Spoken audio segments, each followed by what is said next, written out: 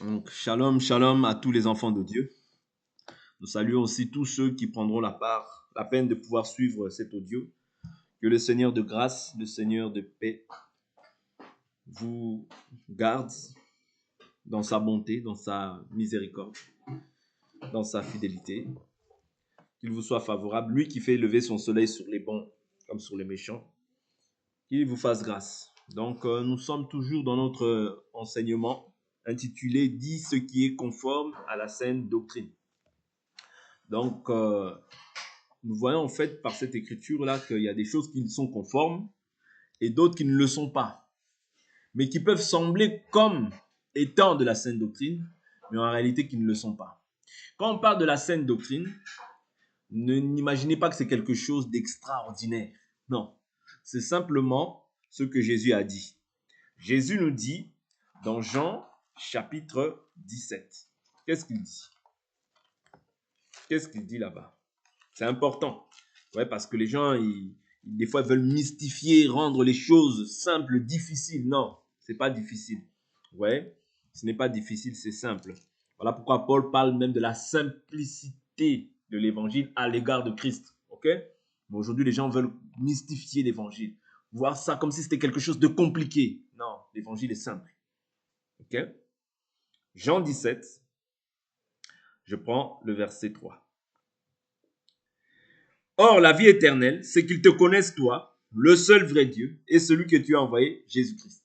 C'est-à-dire, c'est ça la vie éternelle. C'est de connaître. C'est-à-dire, la vie éternelle, elle vient habiter en toi, mais le rôle du Saint-Esprit, c'est que tu connaisses davantage. Voilà pourquoi l'Écriture dira aussi, vous connaîtrez la vérité vous rendra libre. Mais aujourd'hui, les loups ravisseurs veulent garder les gens, en fait, dans l'ignorance, ouais, de leur identité, de leur position en Christ. Et voilà pourquoi ils inventent beaucoup de choses, des liens.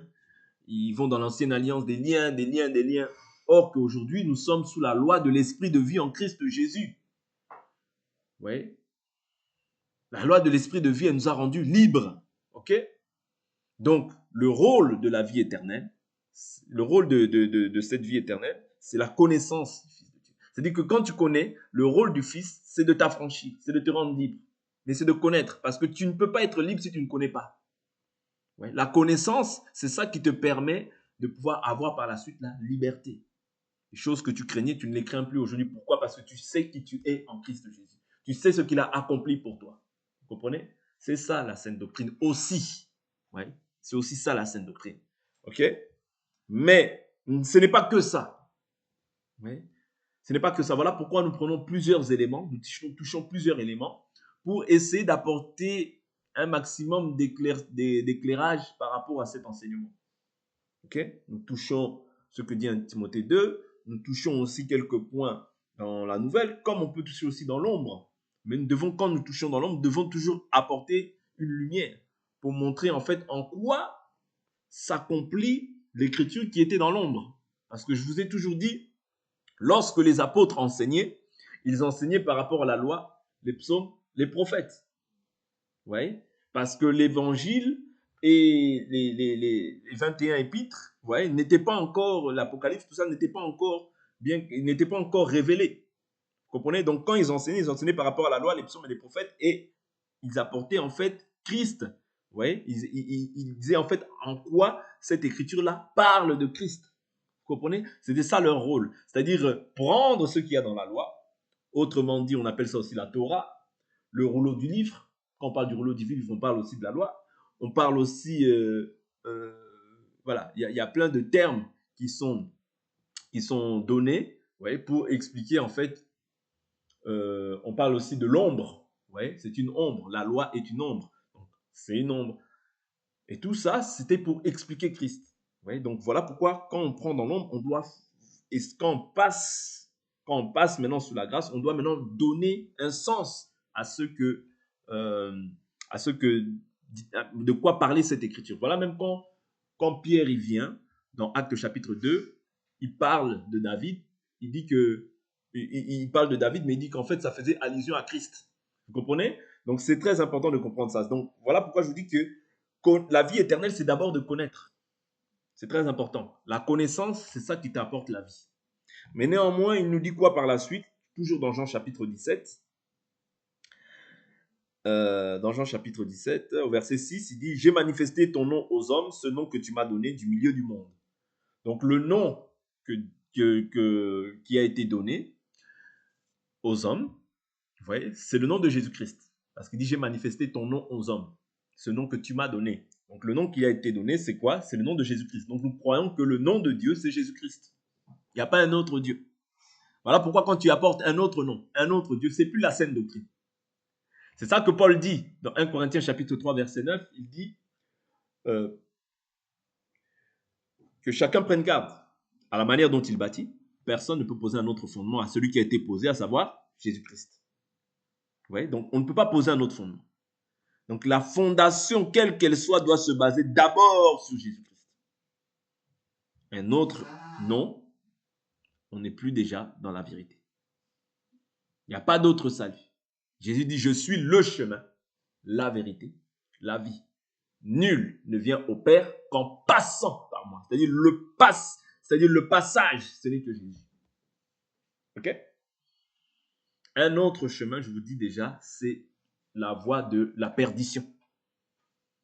Et ces choses-là, on appelle ça aussi des hérésies de perdition. Okay? Donc, c'est très important de comprendre ça. Si on ne comprend pas ça, ce sont les bases, ce sont les fondamentaux qui nous permettent d'avancer. Voilà pourquoi, quand on demeure dans ça, on demeure sain. On demeure sain comment, premièrement? Parce qu'on parle de la saine doctrine. Donc, c'est quelque chose qui est sain, qui est pur, qui est sans tache, ni ride, ni rien de semblable. Et c'est ça qu'on doit être, en fait, à la finalité. On doit être parfait, comme Dieu est parfait. Vous comprenez? Le rôle de l'évangile, c'est ça. C'est être parfait comme le Seigneur est parfait. Vous comprenez? Donc, et il nous dit quoi dans Jean chapitre 17? Non, laissons un doigt dans Jean chapitre 17. Allons vite fait dans Éphésiens chapitre 4. Allons vite fait dans Éphésiens chapitre 4. Parce qu'on est toujours là dans l'ordre de la connaissance. Vous voyez? Je ne veux pas sauter les étapes, on va aller tout doucement. Éphésiens chapitre 4, je prends à partir du verset 11. C'est lui qui a donné les uns comme apôtres, les autres comme prophètes, les autres comme évangélistes, les autres comme pasteurs et docteurs. Pourquoi? Pour le perfectionnement des saints. Or, qui est saint à la face de la terre? C'est ceux qui sont morts canonisés et qui sont déclarés saints par la suite, comme le dit l'Église catholique? Non. Un saint, premièrement, si on regarde dans le livre de 1 Corinthiens, chapitre 1, au verset 2, je prends au verset 1, il dit Paul, appelé à être apôtre du Christ Jésus, par la volonté de Dieu, et le frère Sostène, à l'église de Dieu qui est à Corinthe, à ceux qui ont été sanctifiés en Christ Jésus, appelés à être saints, et à tous ceux qui, en quelque lieu que ce soit, invoquent le nom de notre Seigneur Jésus-Christ, leur Seigneur et le nôtre. C'est-à-dire tous ceux qui, en quelque lieu que ce soit, invoquent le nom de notre Seigneur Jésus-Christ, leur Seigneur aussi et le nôtre. Mais on doit invoquer Jésus comment? En esprit et en vérité. C'est là où le problème se pose. Parce que plusieurs invoquent Jésus en esprit, mais pas en vérité. Et c'est là où le problème se pose.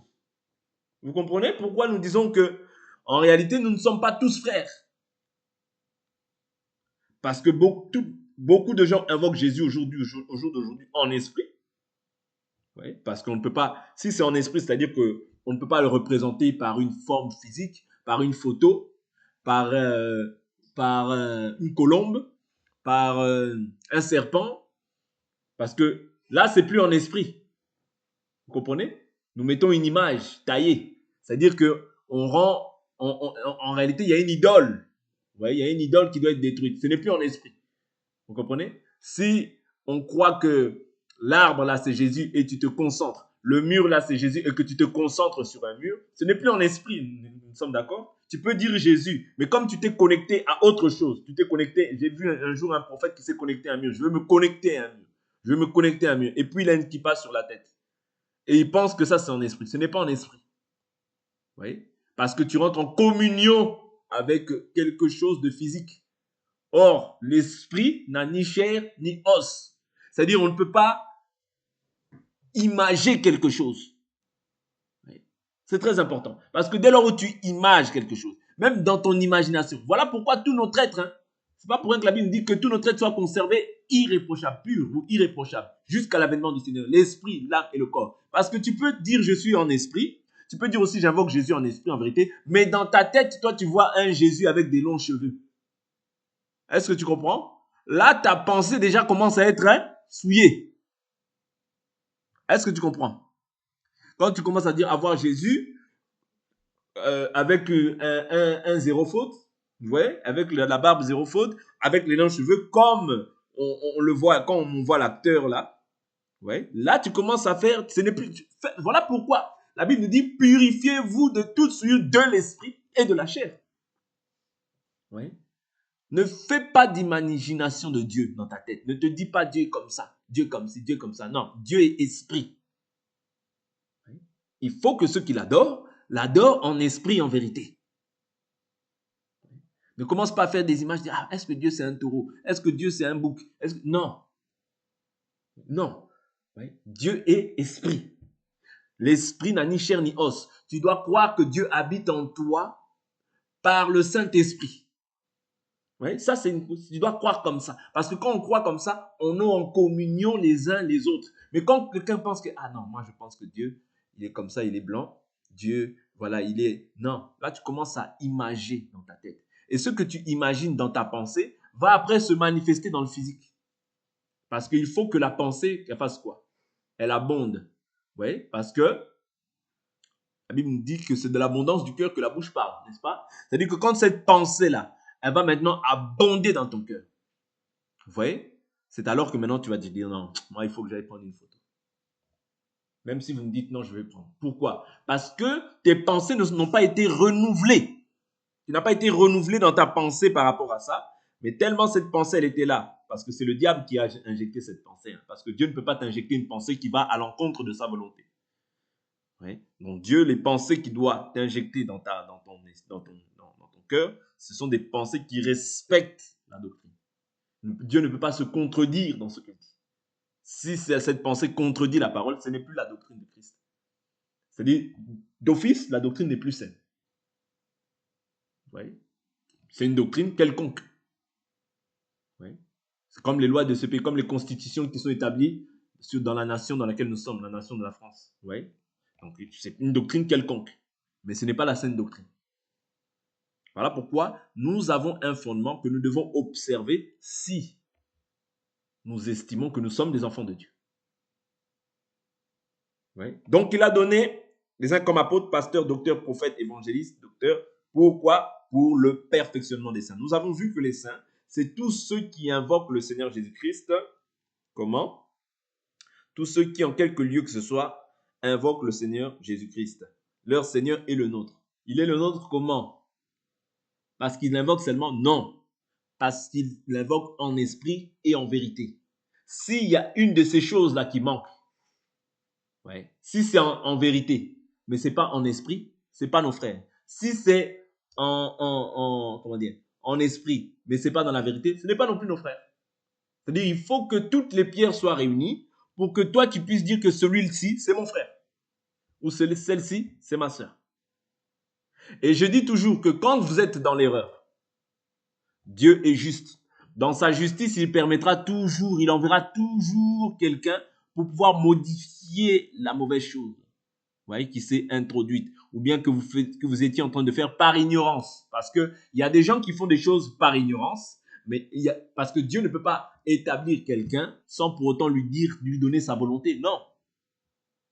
Vous voyez? C'est-à-dire, quand Dieu établit quelqu'un, il doit au préalable s'assurer que celui-là, il connaît sa volonté. Ah ben oui, c'est pas logique. Tu ne peux pas rentrer dans une société sans savoir que ça, tu peux le faire, ça, tu ne peux pas le faire. À moins que tu sois un étranger, quelqu'un qui t'est introduit dans la bergerie. Donc, tu es un loup.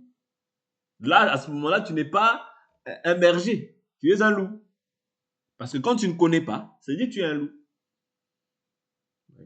Tu es un loup.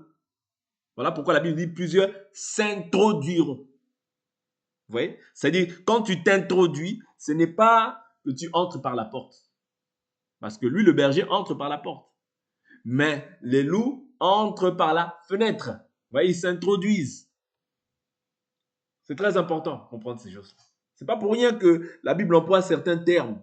Vous voyez, ces termes-là nous montrent à suffisance, en fait, quelle est la pensée du berger, quelle est la pensée du loup. La pensée du berger, c'est de prendre soin des brebis. La pensée du loup, c'est dérober, tuer, détruire. Vous voyez? Donc, c'est très important de comprendre ces choses. OK? Donc, pour le perfectionnement des saints, pour que les saints qu'il invoque en esprit, je répète, et en vérité, soient perfectionnés. OK? Et quoi d'autre? Cela en vue de l'œuvre du service et de l'édification du corps de Christ.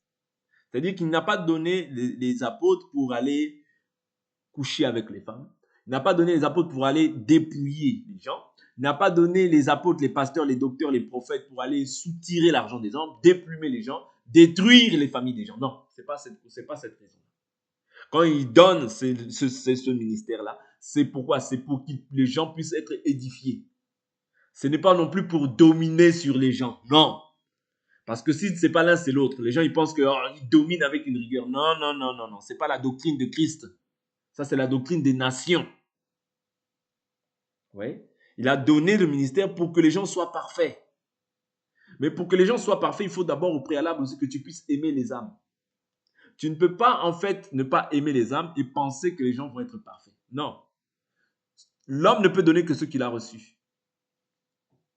Si tu n'aimes pas l'âme, comment tu veux que l'âme puisse... Il faut d'abord aimer la personne. Parce que même nous, Jésus, c'est par amour qu'il nous donne son esprit. C'est par amour. C'est d'abord, en fait, le sentiment de l'amour qui doit animer le berger.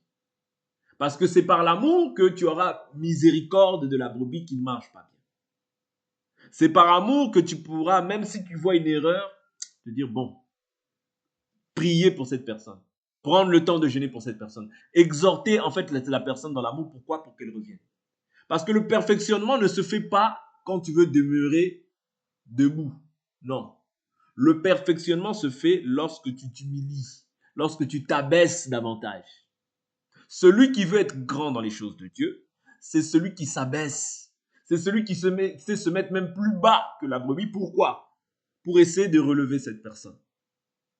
Mais les gens, ils pensent que pour être parfait, c'est je suis debout. Oh, lui, s'il est tombé, il est charnel. Oh, celui il est tombé, il est païen. Non. Non. Le perfectionnement ne se fera pas sans embûche. Le perfectionnement ne se fera pas sans résistance vis-à-vis de la brebis. Il ne faut pas croire ça. Non. Parce que la brebis marche encore, des fois, elle cloche des deux côtés. Ouais, des fois, ce n'est pas facile. Ouais. Mais tu dois user de patience, de miséricorde et d'amour. Ouais. Mais voilà pourquoi la Bible nous dit, ta houlette, ton bâton me rassure. C'est-à-dire, il y a les deux choses à faire. Il y a la houlette. La houlette, on ramène. Le bâton, des fois, on tape. Ouais. Ça peut arriver aussi, tu tapes pour réprimander, mais quand la personne, elle veut s'éloigner, non, tu la ramènes dans l'amour. Tu prends la houlette pour la ramener dans l'amour. Non, tu vois, si on a dit ça, c'est pour ton bien, parce que voilà, nous voulons que la perfection soit manifeste dans nos vies à tout un chacun. Nous aussi, nous avons des faiblesses, et nous aussi, nous voulons que toi aussi, tu sois parfait dans ta communion avec le Seigneur. Vous voyez, c'est-à-dire dans un esprit d'amour, tu reprends la personne afin qu'elle revienne toujours. Mais quand tu es toujours le bâton, le bâton, le bâton, le bâton, non, ça c'est un mauvais berger.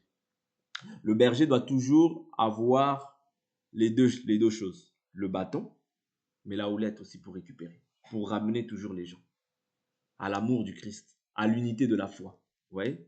À la complémentarité dans la foi en Christ Jésus. Parce que si ces choses-là ne sont pas en nous, ça ne sert absolument à rien. Quand tu n'aimes pas la brebis, vous voyez? Tu n'aimes pas la brebis, tu n'es pas digne d'être un serviteur. Oui. Parce que la vie éternelle, c'est aussi l'amour. Le fruit de l'esprit, c'est l'amour. Le fruit de l'esprit, c'est l'amour seulement. C'est dans l'amour qu'est contenue la joie. Parce que la Bible dit le fruit de l'esprit, c'est l'amour. OK? Le fruit de l'esprit, c'est l'amour. Le fruit de l'esprit, c'est que l'amour. C'est dans l'amour qu'est engendrée la joie, la paix, la patience, la bonté, la douceur, la bienveillance, la fidélité, la maîtrise de soi. Vous voyez, c'est dans l'amour. C'est-à-dire que quelqu'un qui n'a pas l'amour n'est pas qualifié pour cette chose. Voilà pourquoi il faut beaucoup prier afin d'être patient et d'avoir un grand amour, non seulement pour Dieu, mais aussi pour les âmes. Parce que ce que tu comprends aujourd'hui, c'est une grâce. Peut-être que l'autre personne la comprendra dans 2 ans, 3 ans, 4 ans, peu importe. Oui, mais l'objectif, c'est de savoir que Christ revient bientôt. Et que nous devons tous aller à un même endroit. Tous ensemble. Parce que Jésus a dit, je n'ai perdu aucune de mes brebis. Sauf le fils de la perdition. Ça veut dire que celui qui se perdra, c'est le fils de la perdition. Mais ce n'est pas moi qui dois être l'instrument de l'égarement d'une personne. Non. Toi, tu dois toujours avoir les sentiments qui étaient en Christ. La Bible nous dit, ayez en vous les sentiments qui étaient en Christ. Qu'est-ce qu'il a fait Christ? Il était l'égal de Dieu. Mais il n'a pas pris comme une proie à arracher d'être égal à Dieu. Mais il s'est fait quoi? Il s'est humilié en prenant la condition d'un serviteur, après avoir vécu dans la situation d'un homme. C'est pourquoi Dieu l'a souverainement élevé. Voilà pourquoi le berger qui veut toujours être moi, ceci, moi, ceci, tu n'as rien compris. Tu n'as rien compris à l'évangile. L'évangile, c'est savoir s'humilier. L'évangile, c'est savoir s'abaisser. Jésus qui était Dieu, vous voyez, qui aurait eu raison de nous mettre en enfer, tous autant que nous sommes. Vous voyez, mais Jésus a aimé. Et par amour, qu'est-ce que Dieu a fait? Il a donné. C'est pourquoi celui qui est serviteur doit aussi se donner. Vous voyez? Il doit se donner pour ses brebis. Il doit se donner. Il ne peut pas rester insensible à la faiblesse de l'autre. Non. Au contraire, il doit compatir et avoir miséricorde. Pas rire de la personne, non. Avoir miséricorde. Avoir cette compassion. Souffrir avec ceux qui souffrent. S'abaisser avec ceux qui ne comprennent pas. Ouais. Dans tous les domaines de la vie, il y aura toujours ceux qui comprendront vite, ceux qui comprendront moins vite et ceux qui ne comprendront pas. Mais le but, c'est qu'à la fin, c'est que tout le monde arrive à un même niveau. Ouais. Le rôle, parce qu'il n'y a pas de mauvais élèves, il n'y a que des mauvais enseignants ou des mauvais chefs, tout simplement. C'est-à-dire quand le chef arrive à adapter, arrive à soutenir la personne pour qu'elle grandisse, pour qu'elle croisse et qu'elle arrive au même niveau, là on peut dire effectivement cette personne-là a fait un bon travail. Mais quand celui qui est à la tête néglige les autres, c'est qu'il n'a pas compris en fait. Il n'a pas compris le rôle ou bien la fonction que Dieu lui a donnée. Après, je dis toujours qu'il y a aussi des personnes qui sont récalcitrantes. Des personnes qui ne considèrent pas, en fait, le travail que le berger aussi est en train d'effectuer. Et ça aussi, c'est pas bon. Vous voyez? Parce que quand tu sais que celui-là, c'est mon berger, je dois aussi m'attacher à cette personne. Ouais? C'est aussi important. Parce qu'il y a des personnes qui méprisent, qui négligent. Comme au temps de Saül, il y avait des vauriens qui étaient là, qui disaient quoi? Ah, c'est lui qui va nous conduire. C'était des vauriens. La Bible les appelle des vauriens. Vous voyez, parce que ils ont négligé en fait l'autorité qui était établie sur eux dans leur cœur. Prononcer des choses comme ça. Okay? Mais par la suite, les gens ont voulu le tuer. Saül a dit non, personne ne mourra. Vous voyez? Donc, il y a toujours des vauriens au milieu des enfants de Dieu qui veulent toujours se rebeller, être récalcitrants par rapport à l'autorité que Dieu a établie. Continuons notre marche. Donc, pour le perfectionnement de saints, cela en vue de l'œuvre du service et de l'édification du corps du Christ. C'est-à-dire, le rôle de l'évangile, c'est édifier. Édifier veut dire bâtir, veut dire construire. Et qu'est-ce qu'on construit aujourd'hui? On ne construit pas ta chair. Non. On construit, on bâtit quoi? L'homme intérieur. Vous voyez, l'homme intérieur. Afin que ta manière de penser d'avant, vous voyez, tu pensais avant d'une certaine manière, tu avais une certaine manière de voir les choses, une certaine manière d'agir, que tu comprennes en fait comment est-ce que maintenant tu dois agir étant dans la maison de Dieu.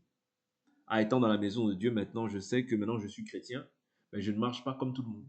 Je suis dans le monde, je ne suis pas du monde. Vous voyez? Je vis d'une manière qui est différente. Vous voyez, tout ça, ce sont des éléments qui nous permettent de comprendre que, oui, je peux aimer ça, je peux affectionner ça, mais est-ce que Dieu aime ça? Vous comprenez? C'est comme ça que tu arrives en fait à pouvoir distinguer, discerner ce qui est bon et ce qui n'est pas bon. Ce qui est autorisé de ce qui ne l'est pas.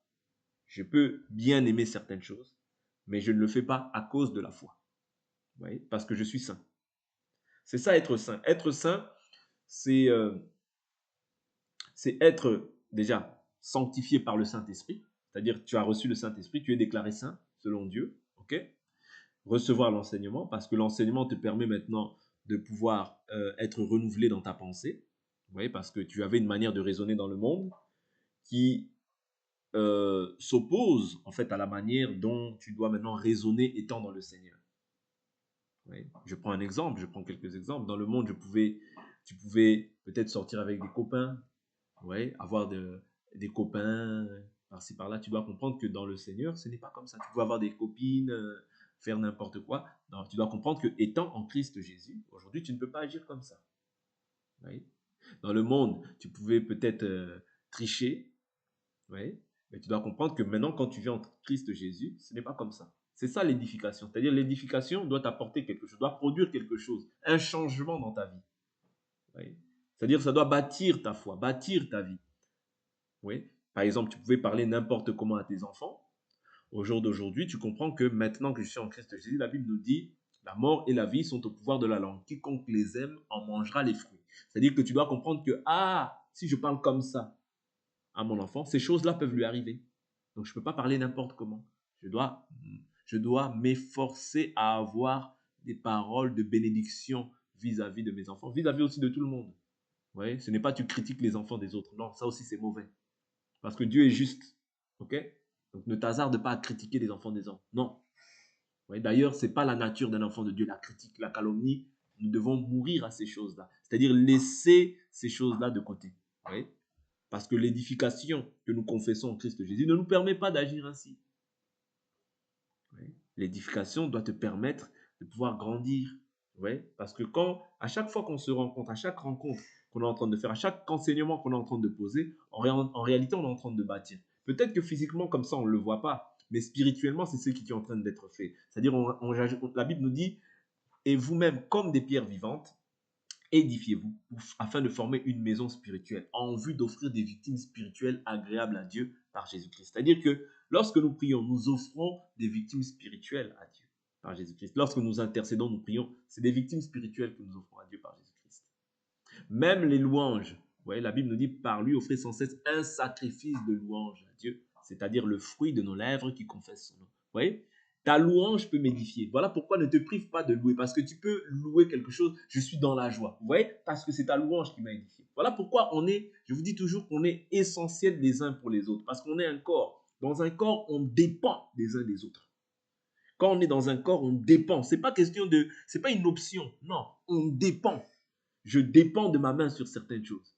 Vous voyez? Ma main dépend de ma tête sur certaines choses. Vous voyez? Ma tête dépend de mes pieds sur certaines choses. Vous voyez? C'est-à-dire que chacun a son rôle à jouer. Et chacun doit pleinement jouer son rôle. Parce que quand tu loues, quand tu pries ta prière, tu peux dire quelque chose. Waouh, je suis édifié, je suis dans la joie. Vous comprenez? Ta louange, même quand ta manière de louer peut me procurer, me communiquer de la joie. Voilà pourquoi chacun doit prendre ce rôle-là au sérieux. Vous voyez, quand on se réunit, quand on dit, ouais, allez, on commence, quelqu'un entonne un cantique, quelqu'un prie, sa prière peut me bénir énormément. Et ça se trouve que Dieu a permis que, oui, peut-être qu'il y ait ce culte-là, mais il a permis que cette parole juste-là, elle va changer ma journée. Vous comprenez? L'utilité, en fait, et la puissance qu'il y a, en fait, lorsqu'on se rassemble ensemble, c'est que chacun d'entre nous est essentiel. Que personne ne vous minimise. Vous êtes essentiel comme vous êtes. Vous êtes des pierres vivantes. Dieu ne vous a pas mis là pour être des statues. Non, quand tu loues, tu es là, tu acclames. Tu peux acclamer. Waouh! Dans mon cœur, ça me réjouit. Et c'est ça. Ouais. Peut-être j'avais besoin de ça à ce moment-là. Donc voilà, ne vous minimisez pas, que personne ne vous minimise parce que vous êtes des enfants de Dieu. Vous êtes saints. Dieu a mis quelque chose dans la vie de chacun d'entre nous. Ouais. Dieu a mis quelque chose dans la vie de chacun d'entre nous. Un enfant de Dieu, c'est quelqu'un d'exceptionnel. C'est quelqu'un qui a reçu un pouvoir. Et le pouvoir, tu dois l'exercer. La louange que tu fais, Quand tu acclames le Seigneur, tu te lèves même, tu peux louer le Seigneur. Waouh, tu ne sais pas comment ça peut bénir l'autre. Des fois, on croit que c'est que simplement la parole, le fait d'avoir. Non, non, tout. Vous voyez, même dans une maison, chaque, chaque objet ou chaque chose a sa fonction. Le fauteuil, il a sa fonction. La télé, elle a une autre fonction que le fauteuil. Mais les deux se complètent. Parce que s'il en manque un des deux, il y a quelque chose qui manque. Vous voyez? La table aussi, elle a sa fonction. Parce que si elle manque, il y a quelque chose qui manque. Vous voyez, dans la maison. Les escaliers, vous voyez, des fois tu peux les négliger comme ça, mais ils ont leur fonction. Parce que si ça manque là, tu vas dire waouh, mais comment est-ce que je vais faire pour atteindre ma chambre? Vous comprenez? On va commencer à grimper sur la rampe là-bas. Ça ne va pas être pratique. Vous comprenez? C'est pour ça que je vous dis que chacun a une utilité. Chacun est utile. Chacun est utile. Ne vous voyez pas comme si non, vous ne servez à rien. Non, tout le monde a sa part de contribution, a sa part d'édification. Ta prière peut me bénir. Ton louange peut me bénir. Ton cantique peut me bénir. Si tu as fait un songe, ça peut nous édifier. Vous voyez? Au jour d'aujourd'hui, dans les systèmes, qu'est-ce qu'on voit? Il n'y a qu'une seule personne qui est là simplement à pouvoir à pouvoir exercer en fait les grâces, mais les autres en fait ils sont là comme des panneaux des panneaux publicitaires. Non, c'est pas ça. Oui. Non, c'est pas ça. C'est pas ça que nous dit 1 Corinthiens 14. Oui. Chacun d'entre vous, l'un a-t-il un cantique, l'autre a-t-il une exhortation, l'autre a-t-il une prophétie, que tout se fasse pour l'édification. Vous voyez? C'est-à-dire le cantique aussi vient nous édifier. Oui. Mais tout ça, c'est pourquoi? Bien sûr, il a donné les apôtres, pasteurs, docteurs pour le perfectionnement. Mais quand on voit le perfectionnement et l'édification, dans le cadre de l'édification, il y a l'édification comme l'enseignement, oui. Mais il y a l'édification aussi comme le cantique. Il y a l'édification aussi comme les songes que tu fais, comme les prophéties, la prophétie que tu peux voir. C'est aussi une édification. Parce que la prophétie, elle vient pour quoi? Pour édifier, pour exhorter, pour consoler. Vous voyez? C'est aussi une édification, mais qui n'est pas, c'est-à-dire qui n'est pas lié à l'enseignement, tout simplement. Mais c'est une édification. Et nous en avons besoin dans l'Église. Nous en avons besoin quand nous nous réunissons. Vous voyez? C'est ça aussi la saine doctrine. C'est que tout le monde est utile. Tout le monde est nécessaire à l'œuvre de l'Évangile. Il n'y a personne qui est moindre. Personne. Dieu te donne de la valeur. Quand Dieu te donne son esprit, tu n'es plus le même. Tu es une personne, la Bible nous dit, j'avais dit, vous êtes des dieux. J'avais dit, vous êtes des dieux. Maintenant, regardez comment les faux dieux, on les adore. Des milliers et des milliers de personnes. Toi, selon Dieu, tu es un dieu, mais qu'on n'adore pas. J'avais dit, vous êtes des dieux, mais vous mourrez comme les hommes. Waouh! Pourquoi Dieu t'appelle Dieu? Parce que tu as revêtu sa nature, l'Esprit de Dieu. Donc, tu es déclaré saint. Pourquoi Dieu t'appelle Dieu? Parce que tu as reçu aussi un pouvoir. Voici les miracles qui accompagneront ceux qui auront cru en mon nom. Vous chasserez les démons, vous imposerez les mots aux malades, ils seront guéris. Vous prendrez des breuvages mortels, cela ne vous fera rien. Vous ne craindrez pas la morsure du serpent. Souvenez-vous, Paul, lorsqu'il a été mordu par le serpent, les gens ils ont dit, ah, c'est la colère de Dieu qui l'a rattrapé. Mais après, par la suite, qu'est-ce qu'ils ont dit? Ils se sont repentis, ils ont dit que c'était un Dieu. Pourquoi? Parce qu'il avait la nature de Dieu en lui. Quand Dieu habite en toi, les miracles vont agir. Et les gens vont témoigner que tu es un Dieu. Pas un Dieu qu'on adore, je le répète, mais ceux qui n'ont pas la connaissance de Dieu. J'insiste, parce que ici, je ne veux pas que la gloire de Dieu, nous puissions nous accaparer de la gloire de Dieu. C'est pas ça que je suis en train de dire. Mais je suis simplement en train de dire que ceux qui ne connaissent pas Dieu peuvent dire waouh, peuvent être surpris. Mais nous, la chose que nous devons leur faire, ce n'est pas nous accaparer la gloire de Dieu. J'avais dit j'étais un Dieu. Non, c'est pas ça que nous devons faire.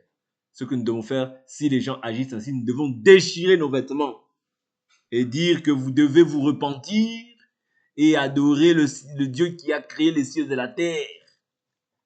Ouais. Ces idoles que vous vénérez, ce sont des idoles. C'est-à-dire, si même toi tu me vénères, moi, tu fais de moi une idole, et alors que je ne suis rien. Moi aussi, j'ai trouvé grâce. Vous aussi, maintenant, vous devez vous repentir pour trouver aussi grâce auprès du Dieu qui m'a accordé aussi cette grâce. Et ces dons aussi, ces grâces aussi agiront aussi dans votre vie, de la même manière qu'ils agissent en vous.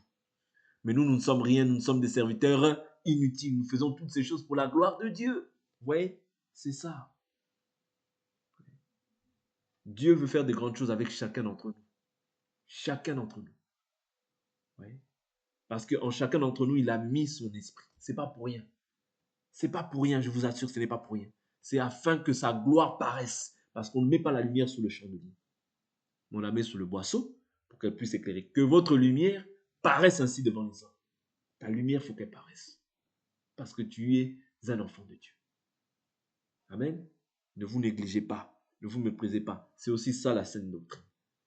Ces choses-là, on ne les dit pas aux gens. Non, on doit le dire afin que les gens prennent confiance et qu'ils aient de l'assurance dans le Seigneur que Dieu aussi m'a aimé.